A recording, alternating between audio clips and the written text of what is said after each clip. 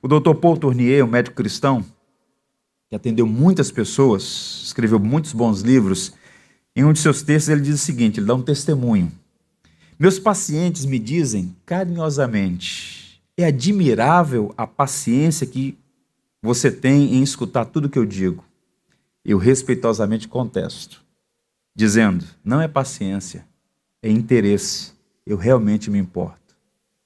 Percebam, pessoas que têm autoridade, como no caso aqui do Dr. Paul Tournier, de fato ouvindo atenciosamente as pessoas, se importando com as pessoas.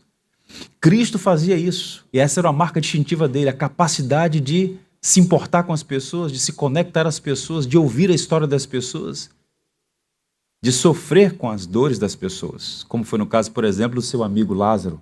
A única vez que é registrada que Cristo chorou, vendo ali o sofrimento daquela família a quem ele amava em Betânia. E a primeira aplicação para nós aqui é a seguinte, irmãos.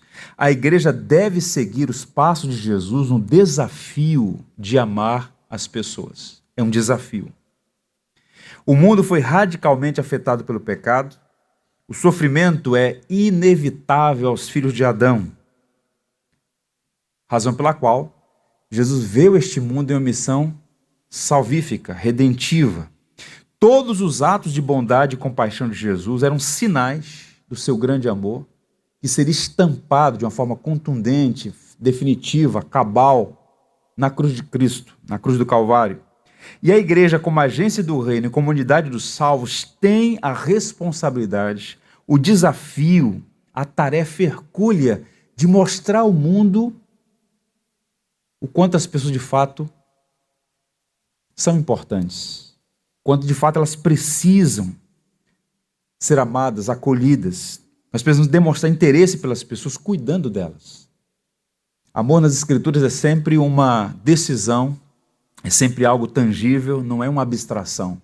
E lá estava Cristo demonstrando seu amor por aquela família, sentando à mesa com eles, ouvindo, tocando, curando. Não é o Cristo das multidões apenas. Ele falou às multidões, ele se importava com as multidões, mas ele não olha para uma massa com números, com CPFs, ele olha indivíduos que têm nome e sobrenome, que têm história. Ele conhece o que faz a gente rir ou chorar. Percebam essa faceta humana de Jesus.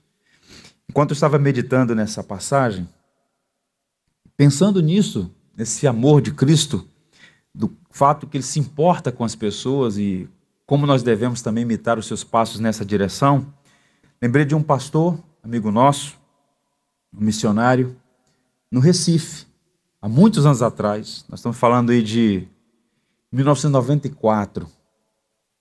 Ele teve uma experiência no Recife, ele já tinha uma certa popularidade, digamos assim, recebia muitos convites para pregar.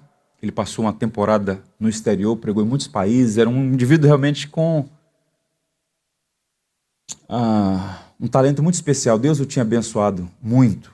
Enfim, ele recebia muitos convites. E um desses convites ele foi pregar numa igreja à noite e choveu muito naquela tarde e as ruas ficaram alagadas. Ele estava num problema sério naquela época, né? Sem telefone, celular, enfim, com as dificuldades daqueles dias.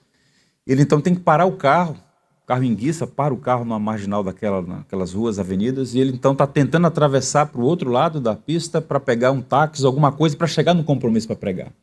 E nessa movimentação, ele entra num beco. Já é tarde, já escureceu, ele está atrasado para o compromisso de pregar, numa igreja, expressiva igreja no centro do Recife. E então, naquele beco escuro, ele vai atravessando, tem um homem sentado, com todo o estereótipo de um mendigo, de um maltrapilho, e ele passa correndo, ele está de terno, está de gravata, com uma Bíblia na mão. Domingo à noite, é um pastor. Ele passa e o homem diz assim, fale de Jesus para mim. E ele nem vê o rosto do homem, sai correndo, e ele diz assim, eu estou atrasado, tenho que pregar.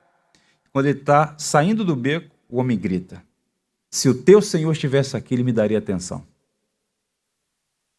Ele não consegue mais andar, ele para. Ele é travado, ele para. Ele volta, emocionado, e diz, você está certo. Se o meu Senhor estivesse aqui, te daria atenção. Ele tira o terno, coloca ele no chão, senta e começa a ouvir aquele homem, a história do homem.